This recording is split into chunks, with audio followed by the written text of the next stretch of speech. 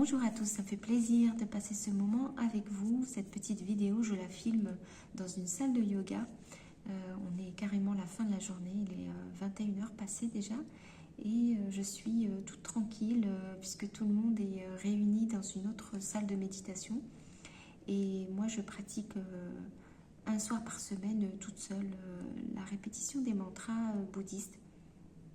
Ce qui m'amène à être toute seule dans cette salle. J'en profite donc pour enregistrer cette petite vidéo. Puis comme ça vous donne encore un nouvel endroit à découvrir comme, enfin, entre guillemets, comme atmosphère avec moi.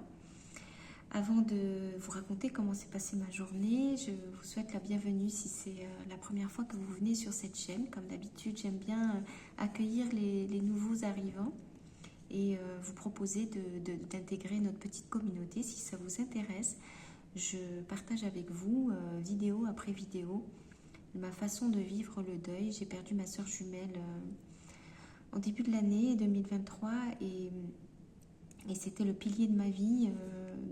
Voilà, j'ai beaucoup de difficultés à vivre ce deuil et c'est ce que j'ai décidé de partager avec vous au quotidien ou à peu près sur cette chaîne YouTube. Donc bienvenue encore une fois à vous.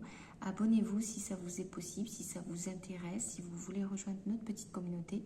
Laissez des commentaires et même si je mets un peu de temps à vous répondre du fait de ma situation, je suis occupée dans un ashram de yoga où j'ai pas tout le temps mon téléphone avec moi. Sachez que je réponds toujours et je prends toujours le temps de vous lire. Alors mettez un pouce sur ces vidéos que vous voyez, celle-ci, et voilà, on démarre. Donc ma journée aujourd'hui a été une journée de repos parce que c'est une journée de repos dans la semaine qu'on a quand on est karma yogi. Donc je rappelle que je suis en travail bénévole dans un ashram de yoga et que la principale activité de mon travail est d'aider à la micro-ferme de maraîchage en permaculture. Je découvre le métier, c'est tout à fait nouveau pour moi et c'est vraiment super. Voilà, et donc j'ai une journée de congé par semaine. Donc cette journée, je l'ai passée à me reposer, à traîner, à faire mon linge, à faire des choses tranquilles. Je me suis promenée aussi dans la forêt. J'ai écouté de la musique. Enfin, vraiment, j'ai pris le temps pour moi. Ça m'a fait beaucoup de bien. Et ce que je voulais partager avec vous aujourd'hui, c'était quelque chose d'autre. C'est que j'ai eu le temps comme ça de contacter et de prendre des nouvelles un petit peu de mes frères et sœurs. Parce que j'ai une grande sœur, j'ai un grand frère, en plus de ma mère. Et je suis très heureuse parce que c'est vrai que ces derniers temps, j'ai pas eu le temps vraiment de les contacter, de prendre de leurs nouvelles et d'échanger avec eux. Et là, je l'ai fait. Ils m'ont répondu tous les deux et ma mère aussi. Et ça m'a fait vraiment du bien parce que je crois que de toute façon, je pense pas qu'ils verront cette vidéo un jour parce que je ne donne pas forcément l'information de ce que je suis en train de faire, ce que je partage avec vous. Mais je me suis sentie dans une reconnaissance incroyable, une gratitude d'avoir un grand frère et une grande sœur.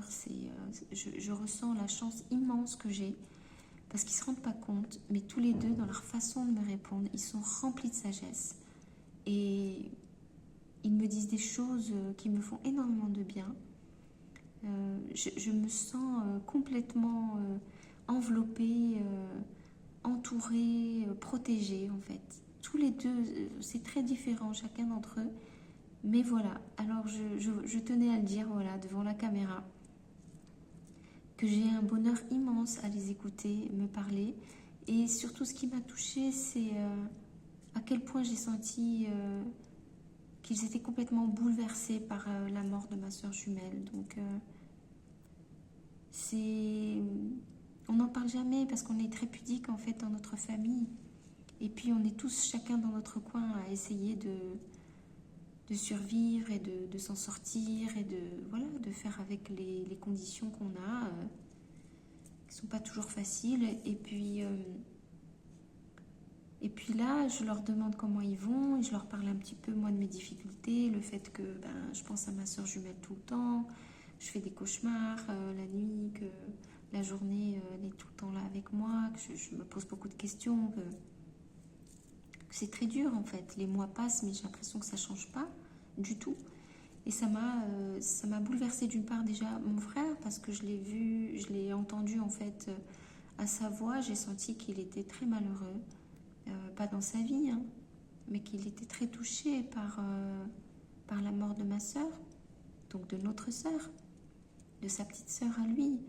Et ça m'a beaucoup touchée, vraiment beaucoup, beaucoup touchée. Et oui, je sais pas comment vous dire, vous savez, l'amour de sa famille, l'amour filial, c'est un amour incroyablement grand, c'est un amour qui prend beaucoup, beaucoup de place, qui est très puissant. J'espère que vous connaissez ça vous aussi de votre côté. Ça n'a rien à voir avec les autres formes d'amour qu'on a dans l'amitié, dans les relations amoureuses. L'amour des frères et sœurs, c'est inouï ce que c'est énorme. Et je sais que ma sœur jumelle aimait à la folie mon frère et ma sœur. Je sais qu'elle les adorait vraiment, mais incroyablement. Et je crois que je suis pas sûre qu'il le savait vraiment, qu'il s'en rendait compte. Et en fin de compte, maintenant qu'elle est partie, ils reportent un petit peu tout l'amour qu'ils avaient sur moi, quelque part, et je bénéficie en fait de l'amour qu'ils avaient pour ma sœur, en plus de moi. Donc c'est vrai que je me sens très reconnaissante. C'est vrai. Être entourée d'amour, c'est quelque chose qui a, je crois, le plus de valeur sur cette terre. Quand on est vivant, je crois qu'il n'y a rien d'autre qui compte. Évidemment, être en bonne santé, je pense que je le mets aussi à un niveau très élevé, parce que j'ai vu ma sœur souffrir de perdre sa santé et de perdre les capacités de son corps. Donc ça, c'est affreux. Mais voilà, donc l'amour des frères et sœurs, c'est extraordinaire. Et ensuite, ma grande sœur, quand je l'ai entendue, ben, ça m'a touchée parce qu'elle m'a décrit en fait sa façon à elle de vivre sa journée avec la douleur de la perte de ma sœur. Et là, j'ai reconnu ce que je vis moi, et je me suis dit quelque part, mais c'est fou en fait. On ne parle pas, on ne se raconte pas trop les choses, et on est en train de vivre la même chose. Quelque part, ça m'a rassurée de me dire, mais ouf, il y a des gens qui s'en rendent compte en fait que c'est un drame, et que c'est tellement vivant encore aujourd'hui que ça va pas se balayer d'un seul coup comme ça. Et surtout, ce qui m'a rassurée quand j'ai écouté ma sœur, c'est que, parce que ma sœur est plus longue au téléphone que mon frère est vraiment très, très bref dans ses messages, mais il y a la même intensité, hein, c'est pas la question. Mais ce que ma grande sœur m'a dit, c'est, elle m'a comme autorisée en fait à, ben, à ce que ça n'avance pas, à ce que mon deuil n'avance pas. Voilà. Je suis au tout début, je suis encore dans le déni, dans l'inacceptation de la situation, et en fait, c'est comme si elle m'autorisait en disant, ben, c'est comme ça va prendre un temps énorme. Elle a sorti des mots comme ça, je ne sais pas exactement ce qu'elle a utilisé comme terme, mais des mots qui faisaient comprendre que ben, ça prendrait le temps que ça prendra, et ça va être une éternité. Ben, entendre ça, ça m'a fait un bien fou.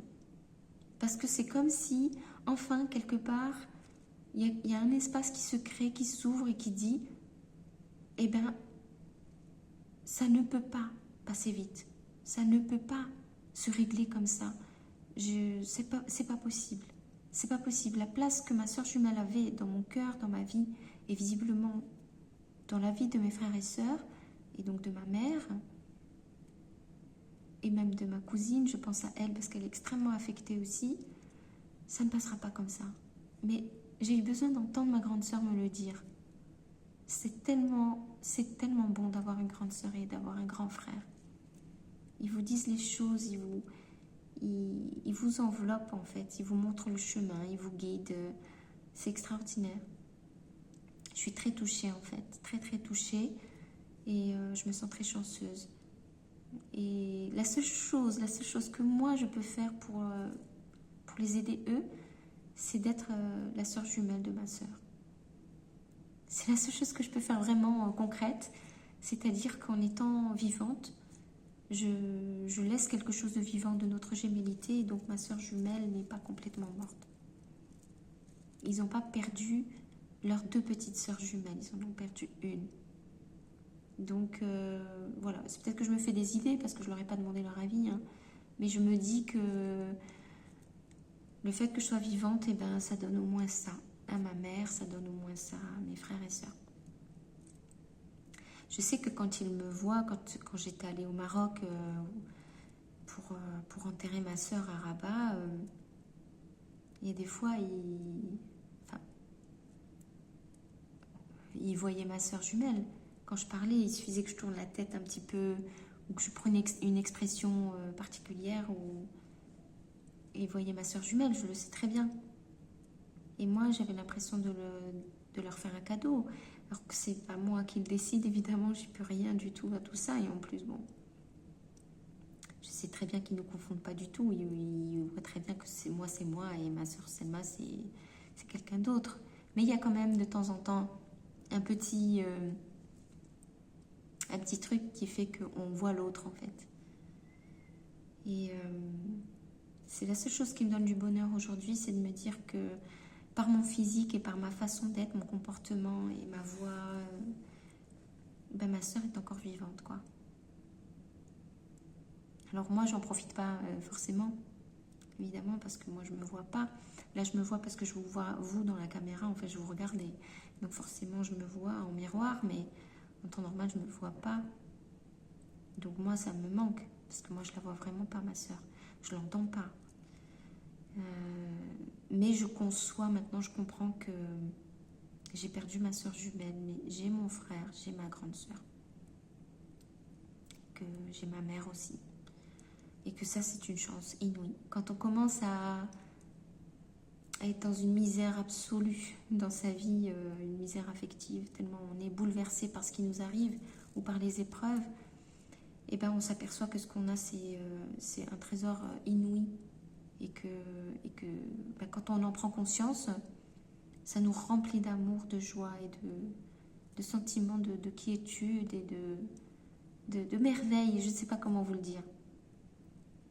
Alors bien sûr, ça ne me rend pas plus heureuse de vivre aujourd'hui, hein, mais voilà, c'est là déjà. Voilà, c'est là. Ça vaut pas rien, ça vaut énormément. Je voudrais savoir si vous aussi vous avez ça de votre côté. Dans votre deuil, est-ce que vous avez autour de vous ces personnes-là qui vous couvrent d'amour, cet amour inconditionnel? Ça peut être, je ne sais pas moi sous quelle forme ça vient. Mais dites-le moi en commentaire si vous voulez partager ça avec nous. Quand je dis nous, c'est notre petite communauté. C'est vrai que c'est très touchant. Et puis, ça m'a fait du bien d'entendre mes frères et sœurs m'exprimer chacun à leur façon la douleur de vivre aujourd'hui sans ma sœur jumelle et d'accepter. Et c'est vrai que ma grande sœur m'a fait rire parce qu'elle s'est demandé, comme moi, c'est-à-dire qu'elle se pose des questions. Est-ce que ça n'aurait pas été mieux que ma sœur jumelle meure d'un accident brutalement, qu'elle n'ait pas passé par toutes ces souffrances pendant 4 ans? C'est des questions débiles qu'on se pose tous. Je suis sûre que vous aussi vous vous posez des questions comme ça. Si vous êtes passé par la maladie longue, par la souffrance, par la douleur, par les traumatismes. Si jamais c'est le contraire, si vous n'êtes pas passé par là, mais au contraire vous êtes passé par le deuil brutal, bah dites-le moi en commentaire, parce que sincèrement c'est l'endroit, je pense, où on peut échanger ça, parce que on n'arrive pas à se mettre à la place de l'autre et on ne peut pas comprendre en fait, on ne peut pas comprendre. Mais on est quand même très très proche dans la forme de douleur qu'on ressent, je pense. Enfin voilà, et mon frère, c'est vrai que sa voix m'a beaucoup touchée, et j'ai senti la détresse dans sa voix. Donc ma sœur jumelle vit toujours à travers nous. Et ça m'a fait du bien de le ressentir. Grâce à ce qu'ils m'ont dit et puis leur énorme sagesse. Hein. Ils sont... Je sais pas, j'ai beaucoup de chance. J'ai vraiment une famille qui est bourrée de sagesse. C'est incroyable. Voilà, c'est ça que je voulais partager avec vous aujourd'hui. Des fois, on reste dans sa coquille et ça vaut la peine d'aller frapper à droite à gauche et de communiquer parce que finalement, on a des belles surprises, des prises de conscience. Alors voilà, je peux que vous inviter à faire la même chose vous aussi. Sortez de votre coquille, déjà, si vous voulez me faire des commentaires ici bien sûr, mais sinon allez vraiment vers votre famille ou vers les personnes ou les lieux qui peuvent vous apporter du réconfort. Allez chercher ça. Allez chercher ce réconfort, il existe sûrement, quelque part. Peut-être que vous pensez que vous l'avez déjà épuisé, qu'il n'y a plus rien à en tirer, que tout le monde est déjà au courant. Non, parce que de toute façon, ça va durer, ça va durer, ça va durer. Donc, voilà, je nous souhaite un bon courage hein, pour tenir, pour vivre. Ma grande sœur aussi a ajouté que nous avions chacun notre chemin et que on n'avait pas le choix, que la route de ma sœur jumelle s'est arrêtée, mais que la nôtre, elle est là, et il nous fallait vivre, et que c'est entre guillemets pas nous qui décidons, c'est une façon de parler, mais qu'on est là. Donc il va bien falloir en faire quelque chose de cette vitalité humaine qu'on a, cette incarnation dans laquelle on est. Voilà. Si vous avez des idées, encore une fois, mettez-moi des commentaires. Voilà, c'est la fin de cette petite vidéo. Je voulais partager toute cette émotion avec vous et vous dire que je suis très heureuse d'être toujours en contact comme ça par ces petites vidéos avec vous. Et je me rends compte aussi que vous m'apportez beaucoup de soutien. Je vous en remercie vraiment. Alors, je vous quitte sur ces belles paroles. Encore une fois, le petit laïus habituel. Abonnez-vous si ce n'est pas déjà fait. Mettez un pouce sur cette vidéo. Moi, ça m'aide à continuer, à m'encourager, à partager avec vous ces émotions et cette expérience douloureuse. On verra bien jusqu'où ça nous entraînera tout ça. Voilà, prenez bien soin de vous. Ouvrez-vous, sortez de votre coquille. Et j'essaie de faire pareil de mon côté.